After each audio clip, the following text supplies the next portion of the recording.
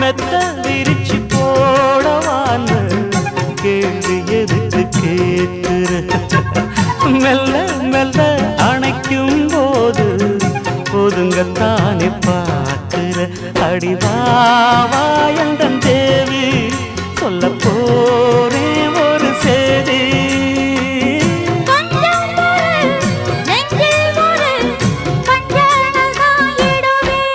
நானாத்து மேட்டு தோப்புக்குள்ள